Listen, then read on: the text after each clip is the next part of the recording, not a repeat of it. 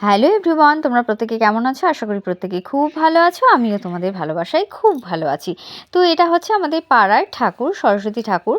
তো এখানে জাদু খেলা দেখানো হচ্ছে। আমি যখন সোনাইকে নিয়ে ওখানে গেলাম তো দেখছি এটা দেখো আমাদের পাড়ার ঠাকুরটা কত সুন্দর হয়েছে। হ্যাঁ, তো এখানেই সোনাই অঞ্জলি নিয়েছিল। ঠাম্মির সঙ্গে আমি পাঠিয়েছিলাম। এখানে অঞ্জলি নিয়েছে। আমি নিয়ে যেতে পারিনি কারণ সেদিন সোনাইয়ের বার্থডে ছিল। আমি সব অ্যারেঞ্জ করছিলাম। সে কারণে ঠাম্মিকে দিয়ে পাঠিয়েছিলাম। তো এখানে আমি গিয়ে দেখছি যে জাদু খেলা দেখানো হচ্ছে। তো ভীষণ মজার মজার ছোট ছোট জাদু খেলা ওখানে দেখানো হচ্ছে। তো দেখছিলাম, তো বাচ্চারা বেশ মজা পাচ্ছিল, সোনাইও বেশ মজা পাচ্ছিল। আর ওখানে তো সোনাই অনেক বন্ধু পেয়ে গেছিল, যে কারণে ওর আরোই মজা লাগছিল। তো এখানে একটা জলের মানে খাওয়ানো হলো, তারপরে ওটা দেখো কোথা কোথা থেকে বের করছে। এটা দেখে সবার কি হাসি। তো এরপর একে একে বাচ্চাকে সামনে যারা বসেছিল ডাকলো, ডেকে এক এক করে তোমার ম্যাজিক দেখানো হলো। তো মোটামুটি ভালোই লাগছিল দেখতে, ম্যাজিকগুলো খারাপ লাগছিল না, ছোটরা ভীষণ মজা পাচ্ছিল। আর লাস্টে ছিল এই ম্যাজিকটা, হাত কাটার।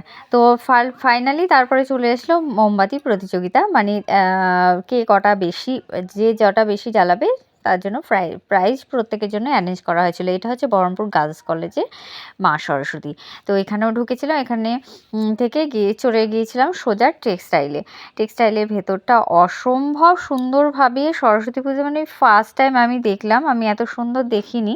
মানে প্রত্যেক নায়ক নায়িকা, বাংলা হিন্দি, প্রত্যেকের এখানে ছবি, মানে এঁকে, মানে এখানে পুরো থিয়েটার টিম, মানে বলিউড স্টাইলে করা হয়েছিল, যেটা আমার খুব ভালো লেগেছিল। ভেতরটা মানে প্রত্যেক আর্টিস্টে মানে এখানে সাজানো হয়েছিল, যারা অ্যাক্টর রয়েছে এখানে। তো আমার তো ভীষণ ভালো লেগেছে। তোমাদের কেমন লাগছে অবশ্যই তোমরা কমেন্ট করে জানিও। আর মা সরস্বতীকে তো অসম্ভব সুন্দর লাগছে, তোমরা দেখতেই পাচ্ছ, সেই বিষয়ে কোনো কিছু বলারই নেই।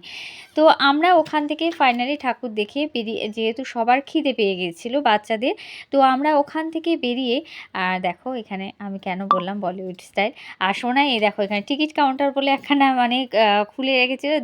ওখানে ঢুকে ও মানে পোজ দেবে আর ওকে ছবি তুলতে হবে। ওখান থেকে ওকে কিছুতেই বের করা যাচ্ছিল না। তো বাচ্চাদের যেহেতু খিদে পেয়েছিল, আমরা চলে গেছিলাম দাস সেফ হাউসে।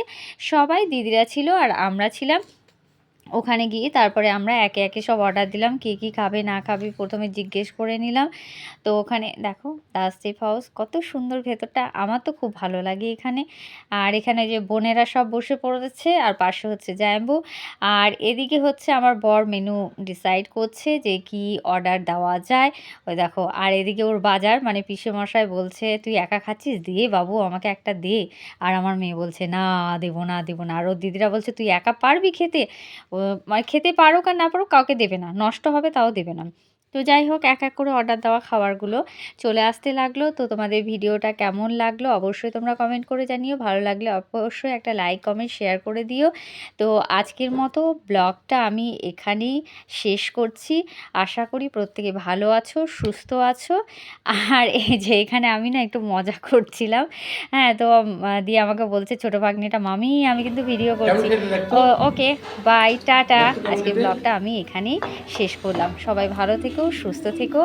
আর আমি সরস্বতী পুজোর ভিডিও বেশি করতে পারিনি, বিকজ সোনাইয়ের বার্থডে ছিল তাই।